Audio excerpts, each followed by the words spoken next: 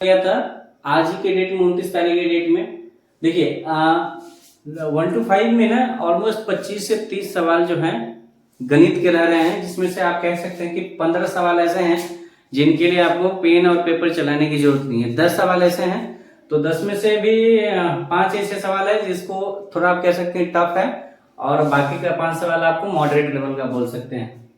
देखिए ये सवाल आप क्या कह सकते हैं, बहुत आसान सवाल है। ये आपको प्रॉफिट लॉस का सवाल है, लाभ हानि का, जिसमें एक क्रय मूल्य होता है, विक्रय मूल्य होता है, लाभ या हानि होता है। तो देखिए इसको थोड़ा सा कॉन्सेप्ट बताते हैं कि जिस भी मूल्य पे हम लोग किसी वस्तु को खरीदते हैं उसे क्रय मूल्य कहा जाता है, इंग्लिश में कॉस्ट प्राइस कहा जाता है, जिसको हम शॉर्ट फॉर्म में सीपी बोलते हैं, ठीक है। और जिस मूल्य पे किसी वस्तु को बेचा जाता है उसे हम विक्रय मूल्य कहते हैं, इंग्लिश में सेलिंग प्राइस, और शॉर्ट में सेलिंग प्राइस को एसपी बोलते हैं। तो एक सीपी और एक एसपी आ गया, ठीक है। और इसी से डिसाइड होता है कि हमें लाभ हुआ या हानि हो गया। यदि किसी वस्तु को कम में खरीदा जाए और ज्यादा में बेचा जाए तो स्वाभाविक है कि लाभ होगा, और किसी वस्तु को ज्यादा में बेचा जाए और उसके कंपेरिजन कुछ कम में बेचा जाए, मतलब ज्यादा में खरीदा जाए और कम में बेचा जाए, तो हानि होगा। तो यहाँ आप देख पा रहे हैं कि खरीदा गया, तो खरीदा का मतलब क्रय मूल्य यानी सीपी, सीपी होगा 4000 रुपया, और बेचा गया यानी एसपी, एसपी हो गया 3200 रुपया। यानी कहने का इसका तात्पर्य हुआ कि किसी वस्तु को, यानी एक साइकिल है जिसको 4000 में खरीदे थे, किसी कारणवश उस साइकिल को हम 3200 में बेच दे रहे हैं। तो यहाँ साफ साफ दिख रहा है कि हमको लॉस हो गया, हानि यानी लॉस। लॉस हो गया कितने का साहब, तो ये 4000 में से आप 3200 को घटाएंगे तो ये आपको बचेगा कितना रुपया, 800 रुपये का लाभ हुआ। ये रुपये का लाभ हुआ क्या, 800 रुपये में। लेकिन हमको रुपया नहीं पूछा है, हमको बोला कि बताइए कि कितने प्रतिशत का लाभ हानि हुआ। तो एक तो हमको लॉस हो गया यानी हानि, उसको हिंदी में बोलेंगे हानि। सीपी को, एसपी को बोलेंगे विक्रय मूल्य, आप लोग वर्षों से पढ़ाते आ रहे हैं, और सीपी को बोलते हैं क्रय मूल्य, ठीक है। तो हानि हो गया। अब परसेंटेज हानि यानी परसेंटेज लॉस या परसेंटेज बोले तो हानि निकालने का फॉर्मूला क्या होगा, तो या तो हानि गुने 100 और बट्टा में क्रय मूल्य, या वर्षों से पढ़ाते आ रहे हैं। आप एक चीज ध्यान रखिएगा, लाभ या हानि हमेशा क्रय मूल्य पर निकलता है। तो परसेंटेज में भी कितना परसेंट का लाभ या हानि हो गया, तो परसेंटेज निकालने के लिए हमेशा जो डिवाइड हम करेंगे वो क्रय मूल्य से ही करेंगे, और ऊपर में या तो लाभ रहेगा या हानि रहेगा। तो अब यहां से देखिए हानि हमको कितना हुआ है, 800 रुपये का, ठीक है। और बट्टा में क्रय मूल्य टोटल कितने रुपया है, सीपी 4000 रुपया है, और गुने में 100 भी देना है, 100। तो देखिए रुपया 100 रुपया गया, ये 2 जीरो से ये 2 जीरो गया, 1 जीरो से 1 जीरो, 4 से काटेंगे 80 को 20 मरतबे में, तो हम बता सकते हैं इस पर टोटल हमको 20% का लाभ या टोटल हानि हो गया। तो क्या करेंगे हम, ऑप्शन नंबर 1 को टिक कर देंगे, 20% का हानि। इसको देखिए अगर परसेंटेज का थोड़ा बहुत ज्ञान होता तो डायरेक्ट आप यहां से लगा निकाल सकते हैं कि 4000 में से 32 हो गया यानी 800 रुपये का, 800 रुपये का हो गया हानि। तो यहाँ डायरेक्ट निकालते कि 10% का मतलब है 40 रुपया, 10% का मतलब है 400, तो 20% का मतलब होगा 800, यानी 20% का क्या हो गया, हमको हानि हो गया, ठीक है। तो बताइएगा कि आप लोग क्या आंसर टिक किए थे, और इसका कहिएगा तो हम इसका सीपी और एसपी का कुछ कॉन्सेप्ट भी बता देंगे। देखिए एक और सवाल देखते हैं हम, जो आज ही 29/2 के फर्स्ट शिफ्ट में पूछा गया है। ये प्रॉफिट लॉस का सवाल है। इसमें देखिए सवाल बताया गया कि एक गाय को 8% लाभ पर जब बेचा गया है ना, यदि उसे 20% कम में खरीदा होता, यानी जितना में खरीदा था उससे 20% कम में खरीदा होता और 40% के लाभ पे बेचता, तो जो मालिक का है रुपया में जो कुल लाभ होता है वो 6 से 40 रुपए का लाभ होता। तो बताइए कि उसका क्रय मूल्य क्या था। देखिए ऐसे सवालों में हम क्या करते हैं कि सीपी को अपने मन से मानते हैं कि फर्स्ट केस में, केस नंबर 1, 2 केस हो रहा है। केस नंबर 1 में पहले मान लीजिए कि सीपी था हमारा 100 यानी क्रय मूल्य, क्रय मूल्य सीपी को क्रय मूल्य बोलते हैं। 100 रुपये जब सीपी था तो 108% लाभ पे बेचा, यानी 100 का डायरेक्ट 8%, तो यानी इसको बेचा कितना में, 108 में, ठीक है। दूसरा केस कहता है कि जब यदि उसे 20% कम में खरीदा होता, पहले खरीदा था 100 में और 100 का 20% कम में खरीदा होता, यानी 100 का अगर 20% निकालेंगे तो 20 ही होगा, यानी 20 रुपया कम खरीदा होता। तो मान लीजिए कि सेकेंड केस में जो एसपी होगा वो सीपी जो होगा वो 80 में होता है और इसको 40% लाभ पर बेचता है। ठीक है, तो जो लाभ होता है हमारा, लाभ या हानि अभी बताए थे कि या तो क्रैमुल पे ही लाभ या हानि निकलता है। तो 80 रुपया में कोई वस्तु खरीदा गया, उस पर 40% का लाभ हुआ, तो आप सीधा सीधा कह सकते हैं कि 80 का अगर 40% आप निकालेंगे तो निकलेगा क्या, 832 रुपया लाभ होगा। तो 32 में 80 ऐड करिएगा तो 112 होगा, यानी इस वस्तु को ये 112 में बेचा। तो अब बोला कि ये प्रक्रिया करने पर देखिए ये एक्चुअल रेट नहीं होता है। जब हम किसी चीज को मानते हैं तो या तो मात्रा में मानते हैं, इकाई में, या यूनिट उसको बोलते हैं। तो ये 100 यूनिट का कोई चीज खरीदा तो 108 यूनिट में बेचा, और ये सेकेंड केस में जब सीपी 80 यूनिट था तो एसपी 112 यूनिट था। लेकिन जो पैसा में था यहां से जो जितना में पहले बेचा और जितना में अब बेचा, इन दोनों के बीच का अंतर कितना हो गया, 4 यूनिट का, 4 यूनिट का अंतर हो गया है ना, 4 यूनिट का अंतर। और यही आपको 640 रुपए के बराबर है। जो 604 यूनिट का जो लाभ हुआ वो 640 रुपया में है। तो बोला कि इसका क्रैमुल बताइए कि क्रैमुल क्या था। तो क्रैमुल जो है हमेशा 100% होता है। जो स्टार्टिंग में आप सीपी माने थे वही स्टार्टिंग इसका प्राइस था। तो आप देख पा रहे हैं कि 1 यूनिट का अगर यहाँ से मान हम निकालें तो 1 यूनिट हो जाएगा 640 बट्टा 4। अगर 100 यूनिट का मान निकालें हम तो 100 यूनिट का मान हो जाएगा 640 बट्टा 4 मल्टीप्लाई 100। तो उसको क्रॉस करेंगे तो 4 से काटेंगे तो 16 मरते में, और 160 पे 2 जीरो बैठेगा तो क्या हो जाएगा हमारा 16,000 रुपया टोटल इसका क्या हो जाएगा। जो शुरू में जो स्टार्टिंग प्राइस था वो 16,000। या इस तरीके को आप इसको ऐसे भी बना सकते हैं कि 4 यूनिट है ना तो 640 रुपया है। तो 4 को हम कितना से गुना करें कि ये 100 हो जाए, तो 25 से। तो इधर भी आप 25 से मल्टीप्लाई कर देंगे तो 0 हो जाएगा, 25 का 100 हो जाएगा, और 25 का 150 और 10 160 हो जाएगा। तो यहाँ से भी आप डायरेक्ट निकाल सकते हैं। तो निकालने का तरीका होना चाहिए, आपका कैलकुलेशन कितना फास्ट है उस पर डिपेंड करता है कि आपका सवाल कितना जल्दी बनेगा। ठीक है, तो ये सब टाइप का सवाल भी पूछा जा रहा है। तो जरूरी है कि इस टाइप के सवाल को आप पहले देख ले, इसका अभ्यास कर लें, उसके बाद एग्जामिनेशन में बैठेंगे। तो गणित एक ऐसा स्कोरिंग सब्जेक्ट है कि इसमें अगर आपको कॉन्सेप्ट और फैक्ट पता हो, यानी फॉर्मूले वगैरह, तो आप आसानी से इसमें नंबर गेन कर सकते हैं। 30 आउट ऑफ 30, 25 आउट ऑफ 25। इसमें नंबर कटने का कोई चांस होता नहीं है। ठीक है, और हर शिफ्ट में जो है प्राइमरी में 25 से 30 सवाल आते हैं, जिसमें से 15 सवाल बहुत ही आसान आते हैं और 4-5 सवाल इस टाइप के सवाल आते हैं। तो इस टाइप सवाल को आप अच्छे से कर लीजिए, और अगर आप कहेंगे तो इस टाइप के सवाल को, इस टाइप के कॉन्सेप्ट को बताते हुए भी हम सवाल कहिएगा तो करा देंगे। वो आप नीचे कमेंट बॉक्स में कमेंट करिएगा, इस टाइप के सवाल को आपको करना है। ठीक है, फिर हम देखते हैं नेक्स्ट वीडियो में फिर आगे का सवाल। हम आइए एक और सवाल को देखते हैं। ये भी एक प्रॉफिट लॉस का सवाल है, जिसमें वैक्यूम क्लीयरेंस का बात किया गया है कि एक वैक्यूम क्लीनर का जो मूल्य था, जो भी पहले मूल्य था, उसको 30% बढ़ाकर अंकित किया गया, यानी मार्क किया गया, एवं उस पर 24% का छूट दिया जाता है। तो बताइए अब जो वो छूट देने के बाद जो बेचता है और जो पहले का रेट था उसमें लाभ हुआ या हानि हुआ छूट देने के बाद। तो देखिए एक चीज समझिएगा, एक होता है अंकित मूल्य, एक होता है अंकित मूल्य जिसको आप मार्कअप प्राइस बोलते हैं, मार्कअप प्राइस, जिसको हम शॉर्ट फॉर्म में एमपी बोलते हैं। ठीक है, एक होता है क्रय मूल्य, क्रय मूल्य जिसको आप कॉस्ट प्राइस बोलते हैं, कॉस्ट प्राइस, हिंदी में इसको बोलते हैं शॉर्ट फॉर्म सीपी। एक होता है विक्रय मूल्य, विक्रय मूल्य, इसको बोलते हैं सेलिंग प्राइस, सेलिंग प्राइस, और शॉर्ट में बोलते हैं एसपी। ठीक है, एक होता है डिस्काउंट, जिसका हिंदी होता है छूट या बट्टा। ठीक है, और लाभ हानि तो समझते हैं।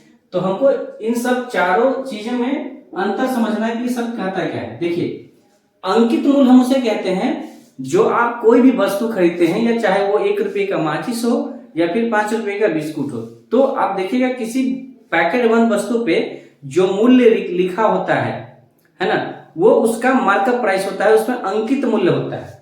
और कोई भी दुकानदार या व्यवसायी आपको जब भी छूट देगा तो छूट हमेशा जो लिखा हुआ मार्क होता है, अंकित मूल्य होता है, उसी पे छूट होता है। छूट बट्टा जो होता है डिस्काउंट, वो हमेशा अंकित मूल्य पे होता है। अब दुकानदार कितने में होलसेल रेट में खरीदा है वो तो आपको नहीं पता है। वो तो आपको नहीं पता है कि अगर किसी बिस्कुट पे 5 रुपए लिखा है और आपको वो 5 में ही दे रहा है तो क्या लग रहा है कि वो बिना प्रॉफिट का दे रहा है? ऐसा नहीं, वो खरीदा होगा कुछ कम रेट पे।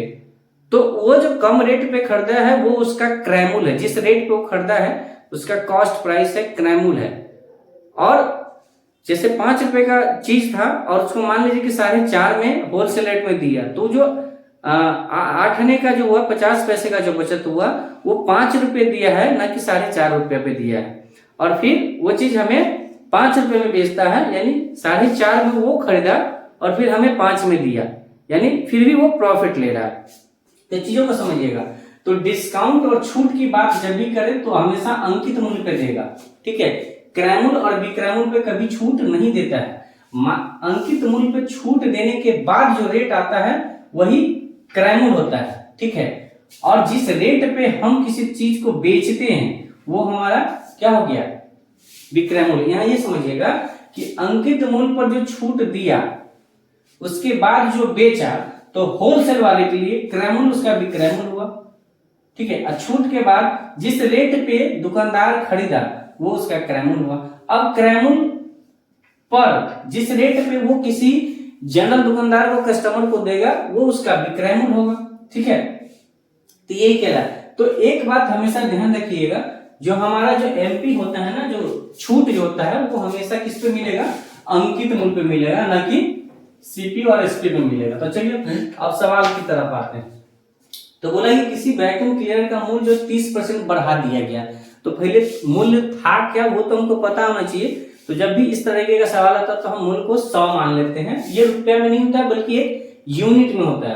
तो मान लीजिए कि इसका सीपी रहा होगा कितना, 100 रुपया। रुपया नहीं मानते, यूनिट मानते हैं। 100 यूनिट इसका रहा होगा मूल्य। अब इस पर 30% बढ़ाया तो 100 का कितना भी परसेंट उतना ही होता है। बहुत आसान होता है परसेंटेज निकालना। आप कहेंगे तो परसेंटेज का मैं बेसिक वीडियो बना के बता दूंगा कि परसेंटेज कैसे निकाला जाता है। तो सीपी का 30% बढ़ा के एमपी किया, एमपी यानी मार्केट प्राइस अंकित मूल्य, तो 130 यूनिट हो जाएगा एमपी, ठीक है। एवं उस पर 24% का छूट दिया गया, तो बताइए कितने परसेंट का लाभ यहाँ है। अब एमपी क्या है, 130 है, तो 130 पे ही छूट दिया जा रहा है। कितने का छूट दिया जा रहा है, तो 24 का। तो हम छूट ना निकाल कर डायरेक्ट इसका विक्रय मूल्य निकाल लेते हैं। अच्छा बताइए, एक बात बताइए, अगर 24% छूट दिया तो क्या उस वस्तु का 76% रेट तो लिया होगा। जैसे मान लीजिए कि अगर 100 रुपए का वस्तु है और 20% हम छूट दिए तो 80% का रेट को लिए होंगे ना। तो बस हम क्या करेंगे, 24% में निकाल के डायरेक्ट 76% निकालेंगे, क्योंकि हमको विक्रय मूल्य से मतलब है। विक्रय मूल्य निकल जाएगा, सीपी है तो लाभ हानि हमको आ जाएगा। तो हम छूट क्यों निकालना चाहिए, छूट को हटा के बाकी जितना में हम बेचे वही परसेंटेज निकाल दिए, 76% का मान निकाले। तो 76% जब भी परसेंटेज हटता है तो नीचे में 100 आता है। अब इसको मल्टीप्लाई करेंगे, गुना करेंगे तो ये एक जीरो कटेगा, 13 से मल्टीप्लाई कर दीजिए तो 13 छक 78, 7 13 7 91 और 7 क्या हो गया 98, यानी और बट्टा में 100 हो गया। तो नीचे 2 जीरो है तो 2 अंक बाएं क्या हो जाएगा, दशमलव बैठ जाएगा। 13 से 78, 7 13 7 91 और 7 98। अच्छा एक ही जीरो है नीचे तो एक ही अंक बैठेगा, तो ये 98.8 यूनिट हो जाएगा, ठीक है। ये क्या हो गया, एमपी छूट देने के बाद पीएसपी हो गया। आप बताइए कि सीपी था 100 यूनिट और एसपी हो गया 98.8 यूनिट, यानी खरीदे था 100 में और बेचा 98.8 में। तो लॉस हुआ है या हानि, लॉस हुआ है या प्रॉफिट हुआ, आप अपने कमेंट में बताइएगा। तो यहाँ साफ साफ दिखा जा रहा है कि ज्यादा में खरीदे और कम में बेचे हैं, इसका मतलब भैया हमको हानि हो गया है। तो हानि कितना हो गया, 100 माइनस 98.8 यूनिट, ठीक है। तो इसको अगर घटाएंगे तो 1.2 यूनिट होगा, ठीक है, ये तो हानि निकला, लेकिन हमको चाहिए परसेंटेज लॉस। तो परसेंटेज लॉस के लिए क्या करेंगे, ऊपर में लॉस, नीचे में सीपी और मल्टीप्लाई बाई 100। तो लॉस हो गया 1.2, सीपी हो गया 100 और नीचे में हो गया 100। तो 100 से 100 उठ गया तो परसेंटेज कितना हो गया, 1.2% का क्या हो गया, हमको हमारा लॉस हो गया। सेम हूबहू सवाल है, ये कोई मेमोरी बेस्ड सवाल नहीं है, क्योंकि इस एग्जाम को मैंने खुद दिया है, तो मुझे पता है कुछ सवाल हमने याद करके लाया, तो वो सवाल आपको बता रहा हूँ। एकदम डिजिट भी वही है, सेम चीज है, और इसी टाइप के सवाल ऑलमोस्ट हर रोज आ रहे हैं। जैसा कि मैं एग्जाम देने से पहले कुछ लोगों के मुंह से सुना तो मैं विश्वास नहीं कर पा रहा था कि इतना आसान आसान सवाल आएगा, लेकिन सवाल आ रहे हैं। लेकिन इन सब सवालों के लिए आपको प्रैक्टिस अगर है तो आप बना सकते हैं, अदरवाइज आपको प्रॉब्लम फेस करना पड़ सकता है। ठीक है, तो आई होप कि आपको अच्छा लगेगा, और आप अगर आपका आने वाले समय में एग्जाम है तो हम यही रिक्वेस्ट करेंगे कि आप इसको बना के जाइए और इससे रिलेटेड सवाल को और प्रैक्टिस करिए। और अगर आपके पास नहीं सवाल मिल पा रहा है तो आप हमें बताइए, नीचे कमेंट बॉक्स में कमेंट करिएगा, मैं आपको इस टाइप के सवाल का कुछ और प्रैक्टिस करवा दूंगा। ठीक है,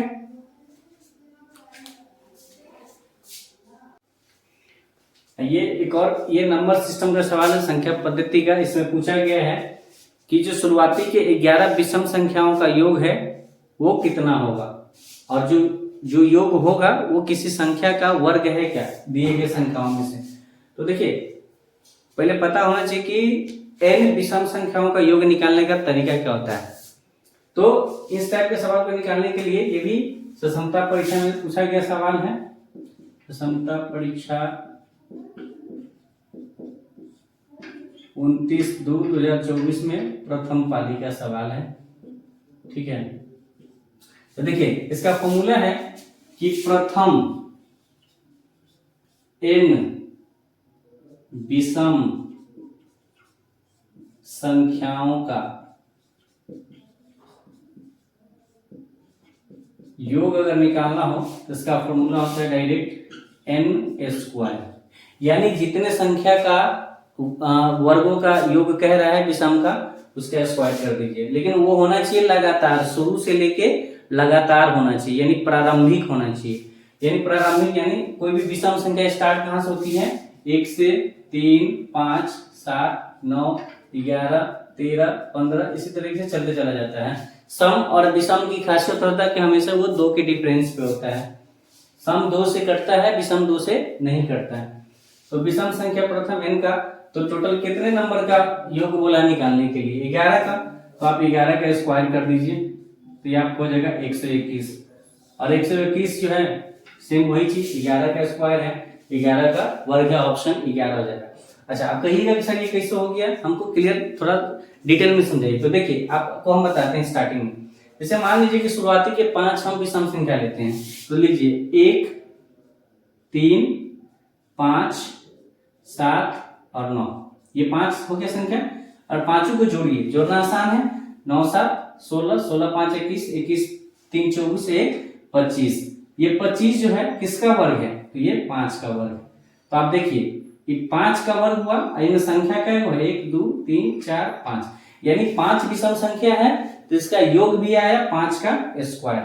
चलिए इसमें एक और संख्या जोड़ दीजिए, तो अगला संख्या होगा 11। तो 25 में अगर 11 जोड़ते हैं तो कितना आएगा, ये 36, और 36 किसका स्क्वायर है, 6 का स्क्वायर है कि नहीं। अब ये संख्या जोड़िए, 5 और 1 6 हो गया। एक और संख्या जोड़ के देखिए 13, अब 36 में 13 जोड़ेंगे तो ये होगा 49, और 49 किसका है, 7 का स्क्वायर है। तो आप समझ पा रहे हैं कि ये जो फॉर्मूला है कहां से निकला है। तो फॉर्मूला कहीं दूसरे जगह से पैदा नहीं होता है, बल्कि फॉर्मूला एक कॉन्सेप्ट से भी निकल के आता है। फॉर्मूला निकालने का तरीका इसलिए निकाला जाता है ताकि आप सवाल को कम समय में समय रहते कर पाए। ठीक है, तो इस टाइप का सवाल जब भी है, और जहां तक जानकारी मिली है कि सेम ये सवाल आज रिपीट हुआ है, सब 29 तारीख के डेट में। ये परसों के डेट में भी सेम सवाल पूछा गया था कि प्रथम 11 विषम संख्याओं का योग कितना है। तो मेरे शिफ्ट में तो ये सवाल था, तो आप इन ऐसे सवालों को याद रखिएगा, इसका फॉर्मूला और कर लीजिएगा। ठीक है,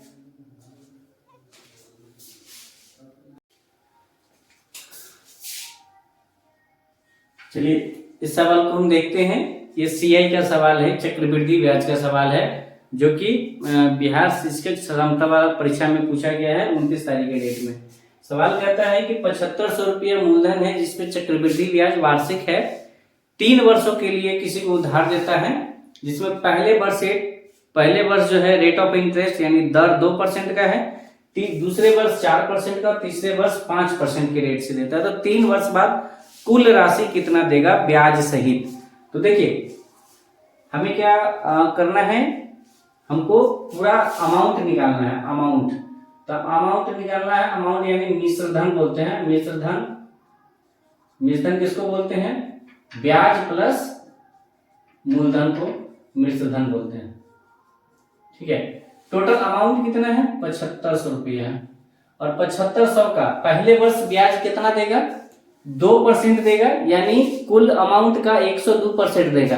देखिए कोई भी जो मूलधन है, कोई भी जो आपका ये है संपत्ति, वो 100% है और उस पर 2% कोई ब्याज दिया, यानी जब वो वापस लौटाएगा तो आपका 100% जो रुपया है वो तो लौटाएगा ही, साथ में 2% का ब्याज भी देगा। तो टोटल अमाउंट देगा आपका 102%। तो डायरेक्ट अगर 102% हम निकाल लें, डायरेक्ट 102% निकाल लें, परसेंटेज निकाल लें, परसेंटेज हटाएंगे ना तो नीचे में 100 आएगा। अगर प्रतिशत निकाल लें तो ये पूरा अमाउंट हो गया साल भर का। दूसरे साल क्या होता है? दूसरे साल क्या होगा कि ब्याज पर भी ब्याज मिलता है। चक्रवृद्धि ब्याज का एक खासियत है कि आप इस पे तो ब्याज दे ही रहे हैं 4%, अब इस जो आपका ब्याज निकला है उस पे भी आपको 4% देना पड़ेगा। तो ये टोटल 1 वर्ष का ब्याज सहित पूरा अमाउंट है। तो अगर इसी का हम सीधे 104% निकाल दें तो फिर दूसरे वर्ष का आ जाएगा। अब ये टोटल अमाउंट जितना आएगा ये पूरे 2 साल का है। तो 2 साल के बाद जो दूसरे साल जो टोटल अमाउंट होगा, मूलधन और ब्याज, उन दोनों पे ही चक्रवृद्धि ब्याज लगेगा। तीसरे परसेंट 5%, 105 से हम गुना कर देंगे। अब जो हमारा अमाउंट आएगा वो 2%, 4% और 5% की दर से पूरे 3 साल का आ जाएगा।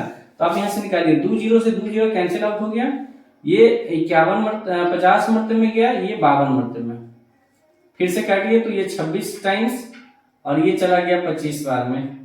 25 से काट दीजिए, 25 दिया 75, ये 5 से काटिए 21 मरतबे में और 5 से काटिएगा 20 मरतबे में। 2 से काटेंगे तो 10 हो जाएगा, 2 से काटेंगे तो 13 आएगा। अब सबको गुना कर दीजिए, 13 तिया हो गया 39, 102 और गुने 21 और बट्टा में 10। ठीक है, तो एक तो 4 ऑप्शन दिया था जिसमें सभी का जो इकाई अंक था वो था अलग अलग। तो अगर यहां से आप निकालिएगा तो देखिएगा इकाई अंक अगर गुना करेंगे तो 9 दूना 18, 18 एकम 18, यानी जिस भी ऑप्शन में इकाई अंक पर अगर 8 होता उस आंसर को हम ऐसे टिक कर देते बिना गुना किए। लेकिन हमको अगर गुना करना हो तो हम कैसे गुना करेंगे, थोड़ा टफ है, लेकिन गुना इसको अगर करना चाहें तो आसानी से हम कर देंगे। देखिए 39 का गुना अगर 100 से करेंगे तो 3900 होगा और 39 का गुना 2 से और करेंगे तो 39 गुना कितना हो जाएगा 78। तो ये 3978 हो गया इन दोनों का गुना। ठीक है, 3978। अब 3978 में 21 को गुना करना, तो 21 का गुना कर दीजिए। 21 8 होता है 168, 16 बच गया। 21 7 होता है 147, 147 से 16 हो गया 163, तो 3 दे दिए, ये 16 बच गया। 21 नमा होता है 189, 189 और 16 करेंगे तो 205, 5 का और ये 20 बच गया। 21 दिया 63 और 63 और 20 हो जाएगा 83।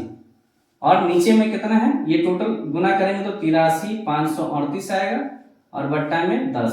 तो एक जीरो है बट्टा में, तो अगर इससे हम डिवाइड करेंगे तो ऊपर में बस किसी एक नंबर के लेफ्ट साइड में हम 1 दशमलव दे देंगे यहाँ। तो टोटल अमाउंट जो हमारा वो 8353 रुपया 8 पैसे, या इसी को आप 80 पैसा भी बोल सकते हैं। दशमलव के बाद किसी भी जीरो का कोई वैल्यू होता नहीं। तो यही हमारा जो हो जाएगा, क्या हो जाएगा, मिश्र धन हो जाएगा, जो चक्रवृद्धि ब्याज सहित 3 वर्षों में, पहले वर्ष 2%, दूसरे वर्ष 4% और तीसरे वर्ष 5% के रेट ऑफ इंटरेस्ट से वार्षिक देगा। तो ये 3 वर्षों के बाद जो हमारा है इतना रुपया वापस करेगा, और यही ऑप्शन में था भी।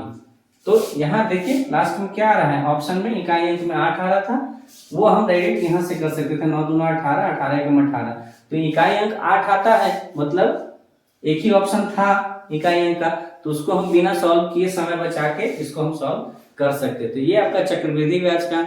और चक्रवृद्धि ब्याज को अगर डिटेल में कॉन्सेप्ट जानना चाहते हैं तो नीचे आप कमेंट बॉक्स में कमेंट करिएगा, इससे रिलेटेड सवाल एक दो और आपको प्रैक्टिस करा देंगे, ताकि आप जो आने वाले समय में जो आप जाने वाले हैं कम से कम गणित में जो है अपना 100% स्कोर कर पाए। ठीक है, थैंक यू।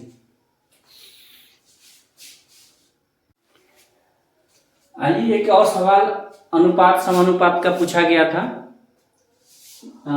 आज सक्षमता परीक्षा जो चल रहा है नियोजित शिक्षकों का 29/2/2024 के प्रथम पाली में पूछा गया सवाल है कि 3 संख्याएं हैं जिसका अनुपात दिया गया है 2:3:4 में, और इन सभी संख्याओं के घन का योगफल, घन मतलब क्यूब का, यानी इन सभी संख्या को 3-3 बार गुना करने के बाद जो जोड़ है वो दिया गया है 33,957। तो बताया क्या इनका इन संख्याओं का योग क्या है।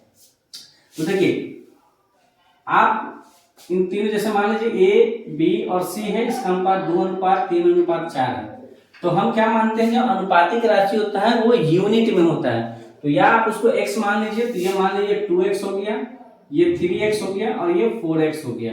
अब इस सभी का घन कर लिए, तो 2 का घन करेंगे तो 2x का घन प्लस 3x का घन होगा और ये 4x का घन करेंगे, और इन तीनों को जब जोड़ेंगे तो यही मान लिया है 33,957। ठीक है, तो इसको जब हम घन करेंगे तो 2 को 3 बार गुना करेंगे तो 2 दूना 4 गुना 8 होगा, और x को 3 बार गुना करेंगे तो x क्यूब होगा, फिर ये 3 3 9 27 x क्यूब होगा, और ये 4 चौका 16 चौका 64 x क्यूब होगा, बराबर 33,957। ठीक है, अब इन तीनों को जब हम जोड़ेंगे तो ये 64 और 27 ये कितना हो जाएगा 91 और 8 99 एक्स क्यूब, और ये हो जाएगा 33,957। जब एक्स क्यूब का मान हम निकालेंगे तो हो जाएगा 33,957 डिवाइडेड बाई 99। अब देख रहे हैं कि 99 है ऊपर में, इसका मल्टीप्लाई, इसका मतलब कि 11 से कटने वाला होगा, तो 11 से काट दिए 11 9 99, ऊपर काटेंगे तो 11 3 33 0 11 88 11 7 77। अब 9 से काट के देखिए तो ये 9 3 27 3 9 चौक 36 और 9 3 27। यहाँ एक्स क्यूब का मान आ गया कितना 343, यानी अगर x का मान करेंगे तो ये रूट अंडर में आ जाएगा, क्यूब रूट 343, और 343 को अगर हम तोड़ेंगे तो ये हो जाएगा 7 गुने 7 गुने 7। चूंकि हम घनमूल निकाल रहे हैं तो घनमूल में 3 के बदले 1 बाहर आता है तो 7, यानी यहाँ हम कह सकते हैं कि x का जो मान आया है वो 7 आया है। ठीक है, तो जो नंबर है यही 3 नंबर है 2x 3x 4x, इन सभी को जोड़िए 2x 3x और 4x, इन सभी को जोड़ेंगे तो कितना x आ जाएगा 4 3 7 2 9x, और इसी का मान पूछा तो x की जगह पर क्या लिखा दीजिए आप 7, तो 9 गुने 7, आपका आंसर क्या हो गया 63। जिस भी सवाल का ऑप्शन होगा ऑप्शन नंबर 1 ये आपका करेक्ट आंसर हो जाएगा। आई होप कि आपको समझ में आया होगा। अगर इससे रिलेटेड और भी सवालों का प्रैक्टिस करना चाहते हैं तो आप नीचे कमेंट बॉक्स में कमेंट करेंगे, इस टाइप के सवाल को और कॉन्सेप्ट के थोड़ा क्या बोलते हैं इसको, रेशियो के कॉन्सेप्ट को, समानुपात के कॉन्सेप्ट को हम बता देंगे। ठीक है।